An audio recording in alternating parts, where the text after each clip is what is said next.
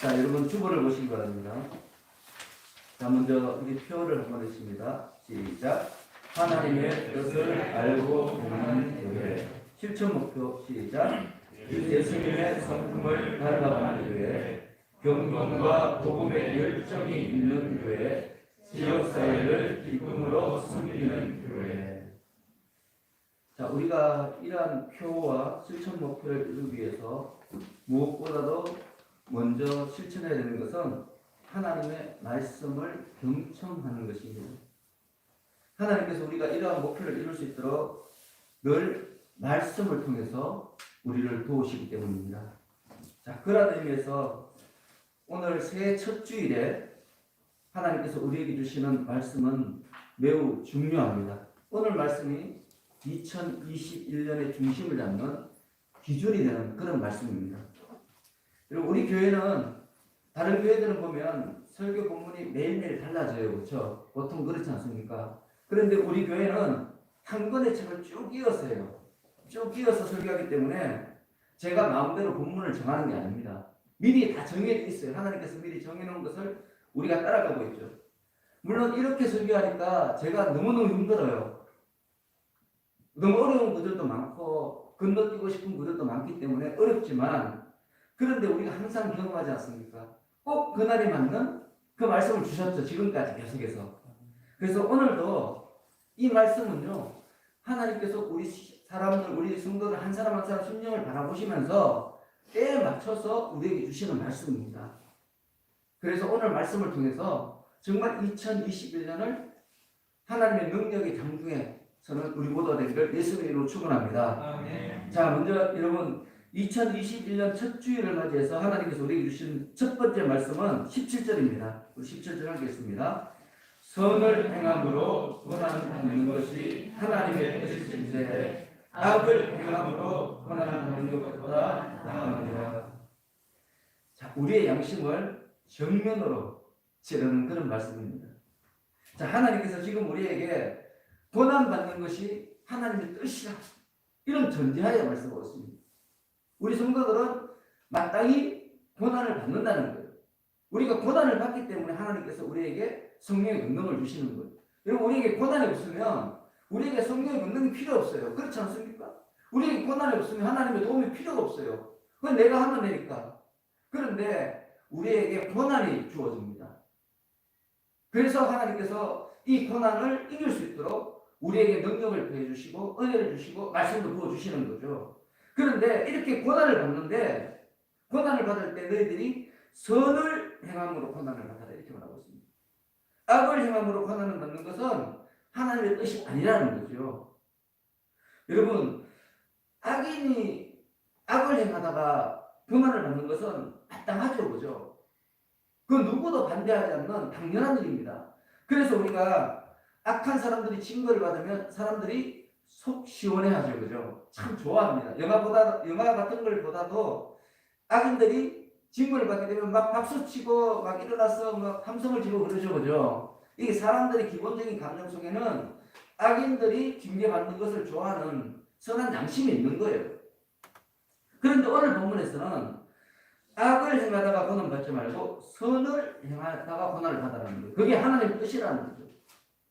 근데 여기에서 선은, 우리가 이루어야 되는 선을 행한다는 이 선은 무엇인가 하면, 이어지는 말씀 보면 예수님의 삶을 염두에 두고 말씀하고 있습니다. 예수님의 삶.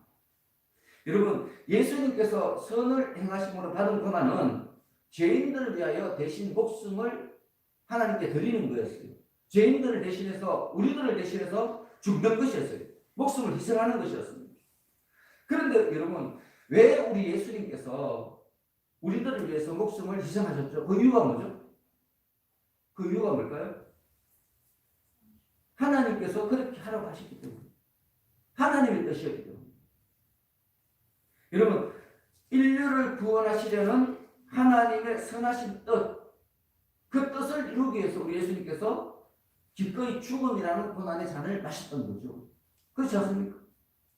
그래서 지금 사도 베드로가 그 이야기를 하고 있습니다. 우리 18절을 읽겠습니다.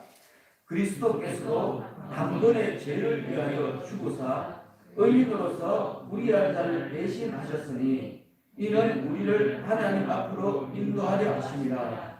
육체로는 죽임을 당하시고 영으로는 살리심을 받으셨으니. 자, 여러분 이 18절 말씀은 더 이상 추가 설명이 없는 너무나도 명확한 말씀입니다.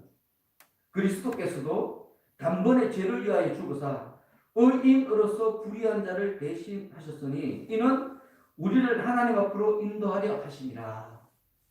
여러분 우리가 이 말씀을 읽을 때, 이 말씀을 우리 가슴에 새길 때 우리가 선을 행할 용기를 얻게 되는 거죠. 단 한 점의 죄도 없는, 부끄러움도 없는 우리 예수님께서 선을 행하심으로 죽으셨어요. 그런데 하물며 우리겠습니까? 우리 죄가 많지 않습니까? 우리가 선을 행하면서 이 고난을 받는 것은 너무나 당연한 일이죠. 그렇기 때문에 우리가 선을 행하다가 고난을 받을 때 우리 예수님을 생각하면 위로와 힘을 얻게 되는 것입니다. 죄 없는 우리 예수님도 선을 행하다가 고난을 당하셨는데 우리가 선을 행하다가 고난을 받는 것은 너무나 당연하다. 그런 생각을 갖게 되는 거죠. 그래서 예수님에 대해서 아는 것은 우리의 힘이에요. 우리의 능력이에요. 예수님에 대해서 모르면 우리의 힘이 없어요. 근데 예수님에 대해서 명확하게 알면 할수록 우리는 더 용기 있는 사람이 되고 담대한 사람이 되고 지혜로운 사람이 되고 세상을 감당할 수 있는 능력의 사람이 되는 거죠. 여러분 어느 교회에 부목사가 있었는데 이 부목사님이 교인들로부터 참 괴로움을 받았어요.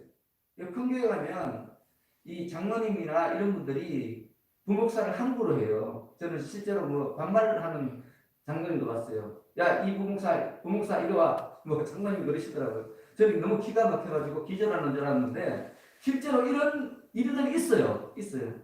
그래서 이 부목사님이 견디다 못해서 이제 담임 목사님을 찾아간 거예요. 사임하겠다고.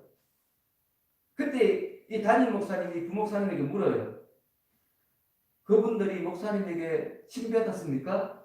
그러니까 목사님이 아닙니다. 그렇다면 그 사람들이 목사님의 옷을 벗기고 조롱하고 때리던가요? 담임 목사님 그렇게 묻는 거예요. 그러니까 부목사님이 이제 생각이 난 거예요. 이 말이 무슨 말이죠? 우리 예수님 이야기잖아요. 듣는 순간 당황되는 거예요. 아닙니다. 절대로 그 정도는 아닙니다. 이렇게 말하니까 담임 목사님이 계속해서 뭐라고 말하는가 하면 그러면 그 사람들이 목사님을 채찍질하고 가시관을 씌우고 계속 이렇게 말씀하시는 거예요. 그러니까 이제 부목사님이 고개를 숙이면서 그러는 거예요. 아닙니다. 저의 괴로움은 우리 예수님에 비하면 아무것도 아닙니다. 목사님 이제 무슨 뜻인지 알겠습니다. 목회에 충성하겠습니다. 여러분 지금 이 예화가 우리에게 주는 교훈은 뭡니까? 사람이 절대적인 어떤 기준을 가지고 있지 않으면 넘어진다는 거예요. 근데 그 절대적인 기준이 뭐죠? 우리에게 있어서 예수님이라는 거예요. 예수님이라는 절대적인 기준을 내 마음속에 품으면 누구든지 용서할 수 있어요. 누구든지 용서할 수 있고 누구든지 사랑할 수 있고 어떤 병도 고칠 수 있고 어떤 악한 영도 물리칠 수가 있어요. 우리 예수님을 우리 마음속에 주인으로 모시면 여러분 우리가 고난 받을 때 예수님을 생각할 수 있다는 것은 축복 중에 축복이에요. 근데 너무 많은 사람들이 고난 받을 때 예수님을 생각 못해요. 누구를 생각해요? 힘 있고 빽 있는 돈 많은 그런 사람들 자꾸 떠오르죠. 누구한테 돈을 빌릴까? 아 내가 병이 있는데 어떤 의사에게 나의 병을 맡길까? 여러분 그렇지 않습니까? 여러분 뭐 꿈에 병이 들면 제일 먼저 뭘 생각하죠? 막 인터넷 뒤지지 않습니까? 왜 뒤집니까? 좋은 의사 찾으려고. 그게 우리의 실제의 모습이에요. 그런데 성경은 그렇게 함으로써 우리의 고난이 없어지는 게 아니라는 거예요. 우리에게 고난이 오면 먼저 누구를 생각해야 돼요? 예수님을 생각해요. 예수님. 그 예수님을 통해서 위로를 받고 마음의 평안을 얻으면 병은 저절로 물러가게 됩니다. 내 속에 있는 악한 귀신도 저절로 떠나가게 됩니다. 여러분 우리가 성전인데 악한 영이 어떻게 우리를 침범할 수 있겠습니까? 우리를 미혹할 수 있겠습니까? 여러분 예수님이 가까이 가니까 귀신 들린 자가 어떻게 했습니까? 살려달라고 막 빌었지 않습니까? 여러분들 마음속에 진짜 예수님을 모시고 있으면 여러분 귀신이 여러분들을 접근도 못해요. 무서웠어요. 여러분들이 무서워서. 근데 우리가 그 믿음이 없는 거예요. 그 믿음이 없으니까 자꾸 실망하고 자꾸 절망하고 자꾸 엉뚱한 거 바라봐요. 엉뚱한 거. 여러분, 우리 삶 가운데 고난이 닥치면 가장 먼저 우리를 위해 십자가를 지신 예수님을 바라봐야 됩니다. 여러분, 특히 우리가 예수님을 바라봐야 되는 이유가 있죠. 그게 뭔가 하면 우리가 이미 앞에서 2장 21절에서 살펴봤어요. 우리 2장 21절 다시 한번 읽어볼까요? 2장 21절 다 같이 시작. 이를 위하여 너희가 부르심을 받았으니 그리스도도 너희를 위하여 고난을 받아서 너희에게 본을 끼쳐 그 자취를 따라오게 하려 하셨으니. 우리 주님께서 왜 고난을 받으셨죠? 뭐 때문에? 우리에게 본을 끼치기 위해서 고난을 받았다는 거예요. 이 베드로 사도가 그렇게 해석한 거죠. 우리 예수님이 당한 그 모든 고난은 뭐예요? 우리에게 본을 보이신 거예요. 왜요? 우리도 우리 예수님의 삶을 따라가야 하기 때문에. 따라가야 해요. 여러분, 그렇기 때문에 우리가 힘들고 어려울 때 바라봐야 되는 녀석은 예수님이에요. 세상 사람들이 아니에요. 여러분, 고난받을 때 우리가 세상을 바라보면 어떻게 되는 줄 아면 원망과 불평이 나요. 예수 믿는 나는 이렇게 고난을 당하는데 예수 믿지 않는 그 사람들은 왜 그렇게 행복해 보일까? 자꾸 그런 생각이 드는 거죠. 마귀가 그렇게 미혹하는 거죠. 여러분, 혹시 고난이 있습니까? 어려움이 있습니까? 여러분 속에 정말 이루어지기를 원하는 소원이 있습니까? 그렇다면 예수님을 여러분 마음에 모셔드리기 바랍니다. 그러면 시작이 돼요. 뭐가 시작이 되는가 하면 하나님의 일하심이 시작되는 거예요. 하나님께서 일하지 않으면 다 엉망진창이 돼요. 엉망진창. 그를 통해서 더 우리 마음이 복잡해지는 거죠. 하나님을 의지해야 될지 세상을 의지해야 될지. 기도하는 것보다는 뭔가 나가서 사람들을 만나고 그들에게 사정을 하고 그들에게 냉편을 이야기하는 것이 나을 것 같은 그런 생각이 자꾸 드는 거예요. 그러면서 예수님과 점점 멀어지는 거죠. 여러분, 우리가 선한 일을 하다가 고난을 받을 때 꼭 나보다 더 큰 고난을 받으신 나를 위해서 그 예수님을 바라볼 수 있는 여러분들 되시기 바랍니다. 여러분들이 그렇게만 하시면 22절입니다. 22절 하겠습니다. 그는 하늘에 오르사 하나님의 우편에 계시니 천사들과 권세들과 능력들이 그에게 복종하느니라. 여러분, 우리가 굉장히 원하고 사모하는 천사들, 권세들, 능력들이 복종하는 그런 놀라운 일이 우리에게 일어나는 거예요. 우리에게. 예수님께서 하나님께 주신 자기의 십자가를 치고 고난을 받고 그 고난을 통해서 하나님의 영광을 받았듯이 우리들도 하나님께서 우리에게 주신 십자가를 우리가 예수 그리스도를 모심으로 이겨나간다면 우리에게도 우리 예수님이 받았던 이 영광 가운데 하나님께서 초청하신답니다. 어떻습니까, 여러분?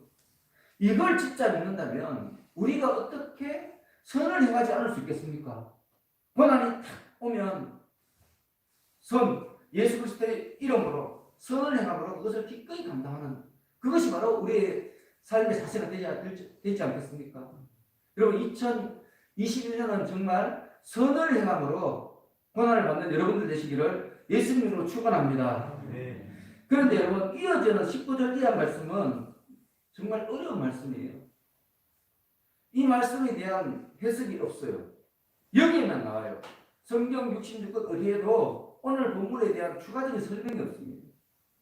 그래서 영으로 갔다, 예수님이 영으로 갔다는 그러는데 이 말씀이 무슨 뜻인지, 또 옥에 있는 영들이 뭔지, 또 옥은 구체적으로 무엇을 가르치는지, 또 무엇 때문에 노아 시대의 영들에게만 복음이 전파됐다고 말하는지, 그러면 전파됐다면 그 내용은 또 무슨 말인지, 여러분, 이런 내용이 전혀 성경에 언급되어 있지 않습니다. 자, 여러분, 그렇다면 이 말씀을 우리가 어떻게 대해야 될까요?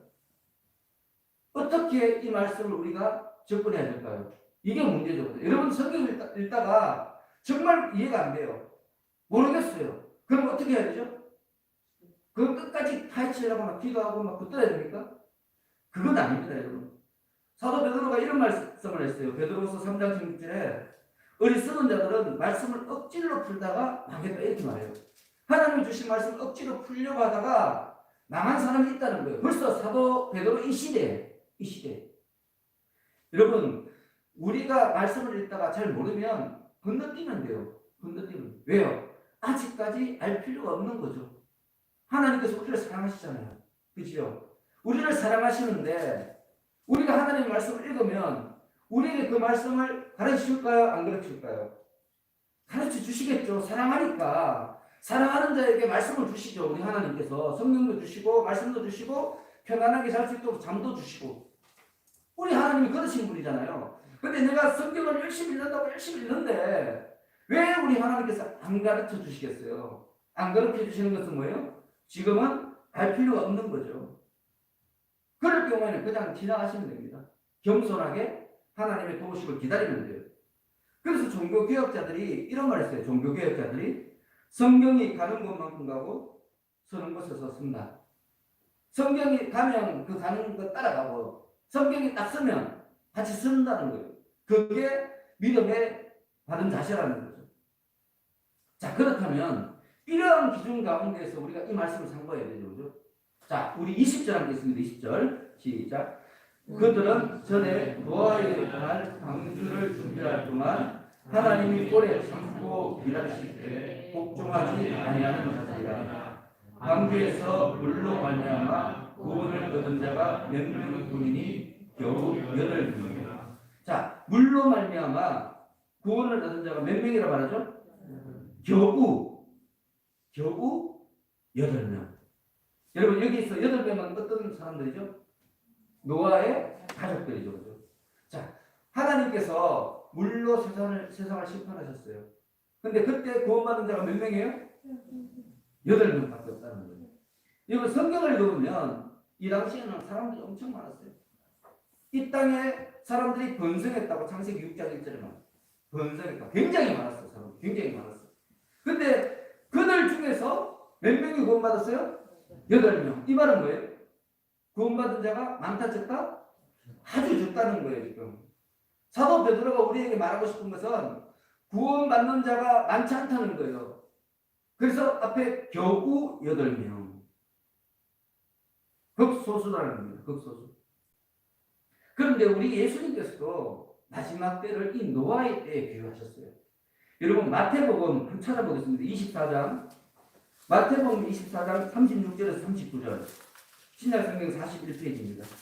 마태복음 24장 36절에서 39절. 굉장히 중요합니다. 그래서 여러분들 꼭 읽어보기 원합니다. 마태복음 24장 36절에서 39절. 자, 다 같이 읽습니다. 시작. 그날과 그때는 아무도 모르나니 하늘의 천사들도 아들도 모르고 오직 아버지만 아시느니라. 노아의 때와 같이 인자의 임함도 그러하리라.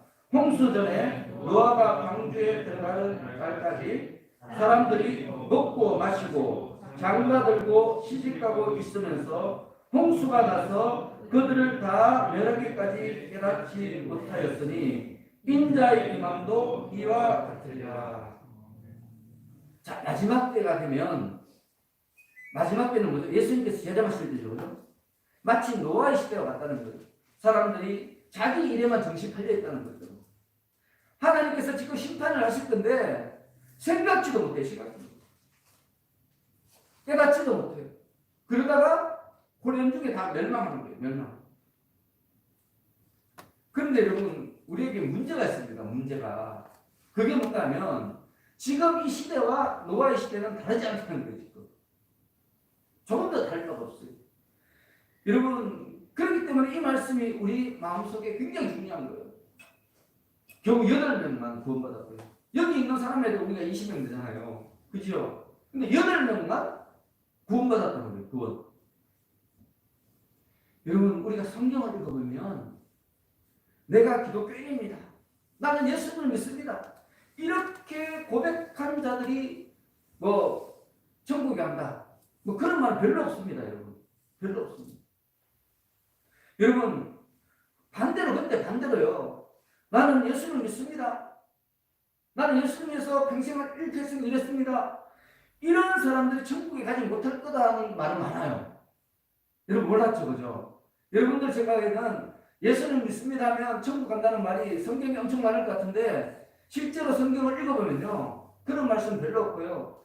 예수를 믿는 사람 중에 천국에 못 가는 사람이 많다는 말이 더 많아요. 여러분. 훨씬 더 많습니다. 여러분 성경은요 성도들 가운데 믿음에 파선한 자가 있을 것이다 이렇게 말하고 있습니다. 믿음에 파선한 자. 중간에 믿음을 그만두는 거예요. 또 살았다 하나 죽은 자도 있단 말이에요. 살았다 하나 죽은 자. 예수를 믿고 구원받았다 하지만 구원받지 못한 자가 있다는 거예요. 그리고 우리 심지어 우리 예수님께서 뭐라고 말했는가 하면 예수님을 주님으로 말하면서 기적도 일으키고 많은 일들을 한 그 사람에게 내가 너희에게 불법을 행한 자라 이렇게 말하는 그때가 온다는 거예요. 여러분 얼마나 이 심판에 대한 두려운 말씀이 많은지 모릅니다. 성경을 읽어보면. 근데 이게 안 보여요. 우리가 성경을 읽으면 이 말씀이 안 보여요. 왜냐하면 사람들은 자기가 원하는 것에 이 집중이 돼 있어요. 관심이 집중이 돼 있어요. 여러분들은 뭘 원하시죠? 축복받고 구원받고 행복하고 뭐 이런 걸 원하시잖아요. 성경을 보면 그 구절은 막 눈에 툭툭툭 들어오는데 여러분 심판받고 싶습니까? 고난받고 싶습니까? 아니잖아요. 그죠? 그냥 손자처럼 지나가는 거예요. 그 말씀은. 그래서 여러분 마음속에 사랑의 하나님은 가득 있는데 심판하시는 하나님은 별로 없어요. 우리 이 성도님들 말씀 이래 들어보면 은혜 받는 분들 들어보면 하나님이 얼마나 사랑이 많으신지 하나님은 세상 말로 배알도 없어요. 그분들 만들고. 그런데 여러분 우리 잘 생각해야 돼요. 우리 믿음의 선배들은요 하나님을 사랑하기보다는 두려워했어요. 그걸 아셔야 됩니다. 두려워했어요. 사도 바울조차도 자기가 구원에서 떨어질까봐 두려워했어요. 다른 사람들에게 복음을 많이 전하고 자기는 구원에서 떨어질까봐 늘 노심초사했습니다. 왜? 우리 하나님은 공의 하나님이시고 사랑의 하나님이시고 용서의 하나님이시고 자비의 하나님이시지만 반드시 그 기준이 있어요. 기준. 그 기준이 뭐예요? 하나님의 공의. 이 하나님의 공의 위에서 자비가 있고 사랑이 있고 또 오래 참음이 있는 거지 이 공의를 막 망가뜨리고 망각하고 그렇게 우리를 사랑하는 분은 아니세요. 근데 우리는 자꾸 그렇게 하나님을 생각해요. 하나님을 생각해요. 자기 마음대로 하나님을 그렇게 만들죠. 캐릭터를 만들어버리죠. 여러분 이 땅에서 적당하게 신앙생활하고 큰 문제는 없으면 천국에 가리라. 여러분 이것은 사탄의 미혹입니다. 절대 천국은 그렇게 아무나 갈 수 있는 곳이 아니에요. 아무나 갈 수 있으면 왜 예수님이 죽어요? 그렇잖아요. 얼마나 가기가 힘든 곳이면 우리 하나님의 아들이 와서 십자가 못 박혀 죽여야 됩니까? 그렇지 않습니까? 우리가 그걸 생각해야 되는데 그냥 말로만 믿으면 천국 간다. 세상에 그런 법이 어디 있습니까, 여러분? 여러분 말로만 공부 열심히 하면 서울대 갑니까? 한번 생각해 보세요. 내가 말로만 나 열심히 공부해 맨날 노래해요. 신나게 노래해 맨날 말로 공부 열심히 한다고 해요. 그런 사람이 서울대 갑니까? 아니잖아요. 서울대 가려면 어떻게 해야 됩니까? 죽도록 공부해야 되잖아요. 그죠? 죽도록 공부해야 돼요. 죽도록. 심지어 요새 국어 공부만 하려고 해도 잠 못 자고 공부해야 돼요. 그게 인생이에요. 이게 삶의 법칙이에요. 법칙. 근데 하물며 우리가 천국 가는데 영원한 하나님의 나라에 가는데 그냥 막 가겠습니까? 아무 노력도 없이. 말이 안 되는 거잖아요. 이미 말이 안 돼요. 말이 안 되는 이야기. 그런데 우리는 너무 쉽게 생각해요. 너무 쉽게 생각해요. 천국 가는 걸 너무 쉽게 땀 짚고 헤엄치는 것처럼 그걸 생각해요. 그런데 여러분 우리 예수님이 분명히 이런 말씀을 하셨습니다. 청함을 받은 자는 많되 택함을 입은 자는 적다. 지금 이곳에 오늘 예배드리는 이 주일에 예배드리는 자가 아마 코로나가 아니면 최소한 20억 명은 예배드리고 있어요. 이 지구상에 20억 명이 예배드리고 있어요 지금. 그런데 그 사람들은 청함을 받은 사람, 청함을 받은. 그런데 택함을 받은 사람은 적다는 거예요. 여러분 우리가 오늘 2021년을 시작하는데 왜 하나님께서 선을 행함으로 고난을 받으라고 그랬습니까? 청함을 받은 우리가 택함을 받아라. 그 말씀을 하고 있는 거죠. 그러면서 여러분 사도 베드로가 우리 모두가 잘 아는 이야기를 따온 거네요. 그게 뭔가 하면 물이 우리를 구원할 세례의 상징이다. 여러분 이건 다 아는 이야기잖아요. 그죠? 이거 모르는 사람은 아마 초대교회에 이거 모르는 사람 없었을 거예요. 그런데 오늘 또 이야기해요. 근데 여기 이 말씀 가운데 굉장히 큰 교훈이 있어요. 자, 21절 다 같이 읽습니다. 시작. 물은 예수 그리스도께서 부활하심으로 말미암아 이제 너희를 구원하는 편이 곧 세례라. 이는 육체의 더러운 것을 피하여 버림이 아니요 하나님을 향한 선한 양심의 강구이라. 이 성경에서 물을 세례에 연결하는 것은 이것만 있는 게 아니에요. 우리 사도 바울도 이스라엘 백성들이 홍해를 건너간 것, 이 사건을 세례에 비유하고 있습니다. 세례. 그런데 이 세례, 이 두 가지 사건 있잖아요. 이 노아의 방주나 이 모세의 홍해 사건이나 공통점이 있어요. 공통점. 그게 뭔가 하면 두 가지 다 정반대되는 현상이라는 거죠. 정반대되는 현상. 여러분 노아의 홍수 때 우리 노아의 가족 8명은 구원받았지만 나머지 사람은 어떻게 됐죠? 멸망당했어요. 멸망당했어요. 무섭죠, 그죠? 세상의 모든 사람들은 멸망당했지만 노아의 가족은 새로운 세계를 시작하는 축복을 받았습니다. 그리고 이 출애굽 경우도 마찬가지 아닙니까? 이스라엘 백성들은 마른 땅처럼 지나갔어요. 그런데 애굽인들은 어떻게 됐죠? 다 수장당해서 죽었어요. 몰살당했습니다. 몰살당했어요. 여러분 앞으로도 하나님께서 불심판이 있다고 말씀하셨어요. 불심판. 불세례죠. 그죠? 이때도 노아 때와 같이 그 불에 의해서 이 세상은 멸망해요. 그런데 보존되는 사람도 있다는 거예요. 보존되는 사람. 그들은 어디를 가죠? 새하늘과 새 땅을 가는 거예요. 그런데 이 불심판 때 새하늘과 새 땅으로 갈 때 타는 방주가 있어요. 그 방주가 뭐죠? 예수 그리스도라는 예수님이라는 방주를 타고 우리가 가는 거예요. 여러분 우리가 마지막 때에 의지하는 그런 방주, 우리를 구원으로 인도하는 방주는 오직 하나밖에 없어요. 그것이 바로 예수 그리스도라는 거예요. 그런데 여러분 오늘 21절에서 세례의 본질에 대해서 말하는데 사도 베드로가 추가를 해요. 우리가 알고 있는 그런 내용에 플러스 뭔가를 더해요. 그게 뭔가 하면 세례의 본질은 더러움을 제거하는 데 있는 게 아니라 하나님을 향한 양심의 간구다. 이렇게 말하고 있습니다. 여러분 굉장히 중요한 말씀입니다. 여러분 세례는 우리가 예수님을 믿음으로 죄사함을 받았다는 상징이잖아요. 그죠? 죄사함을 예수님을 믿음으로 나도 십자가에 못 박혀 죽었다가 다시 살아났다. 새로운 생명을 얻었다는 그런 어떤 상징이에요.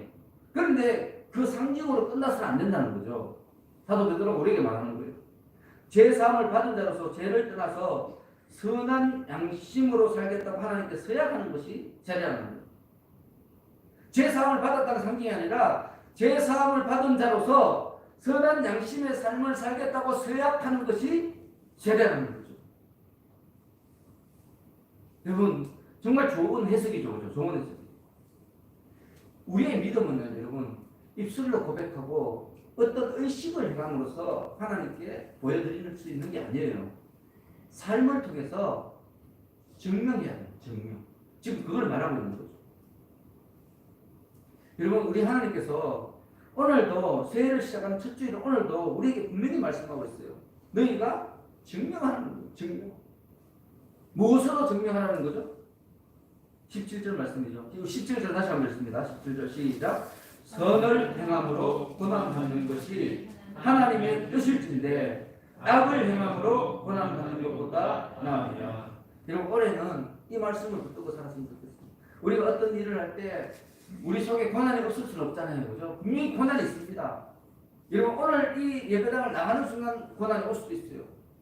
우리에게는 끊임없이 고난이 닥쳐요. 근데 그 고난을 닥칠 때 과연 이 고난이 내가 선한 양심으로 살기 위해서 받는 고난인지 아니면 나의 욕심 때문에 나에게 오는 고난인지 우리가 구별할 수 있어야 된다. 그리고 우리는 선한 양심을 가지고 삶으로서 받는 그 고난 가운데 서야 한다.